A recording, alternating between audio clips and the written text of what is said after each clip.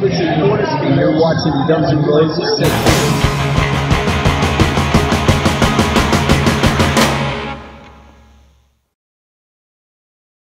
Hey everybody, what's going on, and welcome to GNR Central, and I want to recap some of your guys' comments from this past week's worth of videos. So let's start off with my video on Monday. So on Monday I uploaded a video all about Guns N' Roses and their tour with Metallica. So we had interviewed Doug Goldstein a couple weeks ago, and I got picked up by a couple different news outlets, and they highlighted some of the stuff he talked about. And in that interview, he talked about how Metallica and Guns N' Roses had a good relationship at the beginning of the tour, but then it kind of fell apart after that. So I also covered a story about Robbie Williams and Jimmy Page having a landowner dispute over Robbie Williams' proposed plan to, I guess, build an underground pool. And Fred said Robbie Williams is just another piss stain and an example of how British music went down the shitter during the last 20 to 30 years. A fat dancer in a boy band sums him up, not to sit and purr at Page's feet. You guys were kind of split on Doug Goldstein. Some people thought that Doug was full of crap. Other people said that didn't seem to share that opinion, but it was kind of all over the place. We also teased who we were going to be interviewing on Wednesday, which was Teemo, who worked with Izzy and co-wrote Right Next Door to Hell. A lot of people guessed correctly who the interview would be with. I think when we teased who we were going to interview the week before, which was Dave Dominguez, a lot of people didn't get that one. But that one was a pretty difficult guess, and then a pretty difficult guess, I should say, because there were so many people who worked on Chinese democracy. We're also in talks to have another guest on who worked with Guns N' Roses way back in the 90s, and hopefully we can have him on, and I think he's got some interesting stories to tell about the band. My next video I did for the week was a true story episode about why Scott Weiland was fired from Velvet Revolver. Probably one of my more favorite stories I've done recently. And your guys' reactions on Velvet Revolver are kind of all over the place. A lot of people think that heroin was the reason that he got fired, but it actually wasn't. It was another drug he was doing, and also his attitude as well, that got him fired. Nobody wrote, when I go listen to Velvet Revolver, it is to see Scott. Scott was mesmerizing frontman. He was good. I think his personal life became an issue, and he had nowhere to go to escape. He reverted to his old ways to handle problems. Rest in peace, Scott. You are missed. A lot of people said because heroin, that was like the common theme. Another person said Mr. Brownstone got in the way. Citizen Gar said it's hard to listen to a Howard Stern interview because he keeps interrupting the person he's interviewing. So I included a clip where Slash was interviewed by Howard in 2012, and that's a common theme a lot of people say about Howard. He always interrupts the guest, which is true, he does. I remember one interview Slash did where he actually had to tell Howard that he's not even letting him answer the questions and to stop interrupting him. Another person said Scott is the best thing in Velvet Revolver. Who Are You said saw VR twice. I got to shake hands. I got to shake their hands except Scott after a New Year's Eve show. Scott came off stage and was wrapped in a huge blanket and didn't look at the fans to the side by the dressing room path. Duff, Matt, and Dave were the coolest. Slash seemed pretty pissy and not into it either.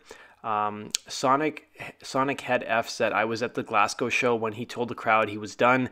I'll say this much. They went out with a bang and Scott was on F and fire. I saw them 4 times before that too, but the last one in Glasgow was outstanding. Aaron Stark said, all you people saying heroin was the reason, you're wrong. According to Slash Duff in Scott's books, it was coke that he was using at the time. Heroin was not in the picture. As far as I know, Scott did do heroin after 2003. Coke, booze, and pills were what led to his downfall and death. Ian said, love the band and their first album. I just downloaded it and it sounds like nothing else at the time. Best album considering all the havoc that was going on. It's just a shame he got fired personally.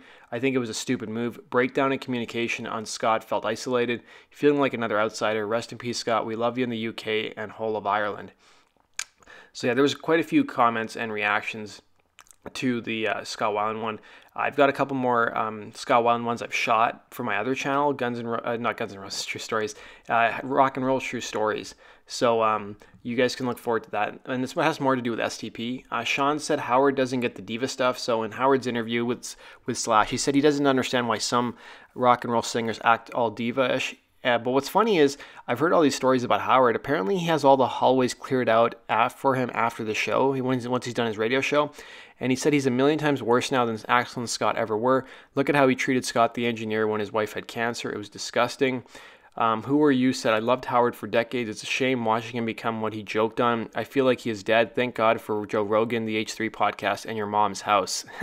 So I still listen to Howard, but I don't think he's worse than Axel ever was at his peak, but the whole Scott the Engineer thing, I've heard that he did help out Scott, but he didn't like make a whole huge deal about it in the press because he wanted to keep it quiet, and that's what Scott wanted him to keep quiet as well. And then on Wednesday, we uploaded our Teemo Calcio interview, and people seem to like it. So a lot of people said, great interview. How many OJs and vodkas? He was drinking during the interview. But I figured, you know what, it was the evening time there because he's in the UK. So, and we shot it around, I think around noon, around our time. People said, great interview, thanks, cool, great interview. I thought it was a great interview, rock on. One person said, what is the sound that Jeff makes? It kind of distracts me, but otherwise good job. Right Next Door to Hell, of course, he co-wrote. So if you guys haven't watched the interview, go check it out. And then on Thursday, I talked about the failed Guns N' Roses documentary. Now, a lot of people probably thought at first glance that I was talking about the Perfect Crime documentary, but I wasn't. I was talking about a rumor that happened in 2008 where apparently Guns N' Roses were going to film a documentary or a reality show showing what it was going to be like in the lead up to Chinese Democracy coming out.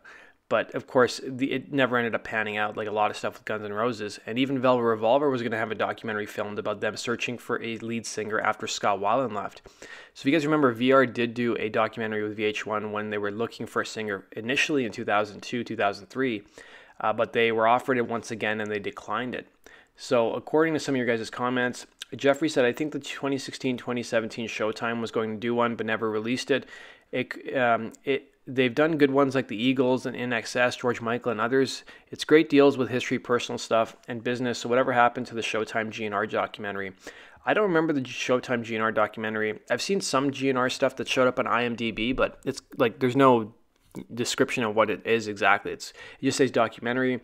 There was one called Gunners, I think, that was supposed to come out, but it just never did. Another person said, CN said, reality shows are so cringe. Lapid Judaism said, oh my gosh, I never knew about the GNR proposed series, but I knew there was talk of a Velvet Revolver doing a contest-like show, and here's the issue. Reality TV is not rock and roll. No real rock guys would do reality TV, and the media is for people like Puff Daddy. Another comment said, I don't think it would be interesting. Poor Velvet Revolver because they'd already done one once. Plus, you got a lot more people who apply for it being on TV than seriously wanting to be the singer of a band. It would be interesting to see how Chinese Democracy was made, not only because it took a while, but because what it's really like to see bands making albums, how they come up with the parts of the music. Now, if you guys remember, a couple of years ago, there was that show Rockstar Supernova. They had, like, Gilby Clarke was on it, Jason Newsted from Metallica, Tommy Lee. And it was this horrible show that was on, I think, CBS, and they were trying to create like a super group. And then I think a Canadian guy, Lucas, I can't remember his last name, but he won the contest, and they put out a record, and it wasn't that great. And the show was really cringeworthy to watch. I remember the worst part of it was like, I love Jason Newsted. I'm so bummed out he left Metallica. But I think there was like a clip of him crying when he saw one of the singers that they ended up hiring to be part of the band. And I thought it was just so cringeworthy when I saw that. And then on Friday, I released a video. It was a news video about Slash giving a new interview to a French publication talking about Axl Rose and a new GNR album. And what's funny is it was all in French. And of course, you use Google Translate. And you can tell that some of the nuances are lost in the translation. But I had a really cool fan like message me on Twitter and be like, hey, you know, I know French, Portuguese, and Spanish. If you ever need help translating stuff, just let me know, which I thought was really cool. But this video garnered the most comments. I think I got almost 70 comments on this video. And so let's see what people had to say. So Mr. Johnny said, just bring back Izzy and Steven and I can die a happy man. Ian said, one top hat at a time. Ashba is easily the most ham-fisted, clunky, soulless guitarist in Guns N' Roses history. No doubt he was scared shitless. So as part of that news video, I talked a bit about the interview that Alan Niven gave, where he talked about how he believed that DJ Ashba was scared of the reunion, and that's why he never took part in it. Because there was a story a couple of years ago where Ashba was apparently offered to be part of the reunion, or Axl wanted him to be, but then Ashba said he didn't want to be involved with that. Christine said, so new album or not, you're always talking about GNR making a new one, but we never get a straight answer. Well, that's pretty much how it's like out of the GNR camp. I don't think you'll get a straight answer on a new album until 2020 at the earliest. Martin said DJ Ashba is a hanger-on. If you guys ever follow him on social media, he always posts photos of him and Axl from like the old days from like 2014. And it's kind of funny. Some people think it's a sign of him possibly coming back. I always refer to DJ Ashba as a legendary guitarist. Sean said DJ Ashba, the legendary guitarist, laugh out loud. Some more classic GNR central sarcasm, which is true. I do think he's a legendary guitarist and one of the greatest guitarists of our time. One person asked, what happened in the Street of Dreams video you uploaded from yesterday? Sometimes I accidentally release 2 videos at once, and I didn't mean to, so I just basically took back that release, and I'll release it somewhere down the road. Shock City Rocker said, those guys are all secondary side guys. Even Fortis, Matt Sorum, anybody that wasn't on Appetite for Destruction means nothing to me in the history of Guns N' Roses. Ignacio said, without Izzy's mind, it won't be a GNR album. Tommy said, Guns N' Roses rule, can't wait for a new album from the guys. It's going to be so strange to hear new music. The first time since Illusion's #1 GNR fan. Another comment said, Inovi said, if Axl and Slash are really into each other musically for a new album, then definitely a new record is going to be huge and magical. David said Ashba needs to stay in his lane. I recall seeing a video where he was sporting a top hat playing for GNR. Please, dude, stop it. You're not Slash. Just go away and return to Guitar Center where you belong. So it's kind of funny. People don't really seem to be big DJ Ashba fans, considering he's almost like the Jimi Hendrix of our generation. Ryan Geddick said, CD was all about drama and fallout of making the record. Does Mr. Rose have anything left to say? Possibly, maybe. There was also one story I did about Velvet Revolver and how much the band was paid to do that song Come In, Come On, which was for the Fantastic Four soundtrack. And Sonic Head F said, Come In, Come On is a great tune. I think it's an okay tune. I'm not a huge fan of it, and I'm not necessarily a huge fan of the video. So that pretty much sums up the comments from last week's videos. And this week we've got more news, we got more true stories, and make sure you guys go check out my second channel, Rock and Roll True Stories, where I've got some more great stuff coming this week.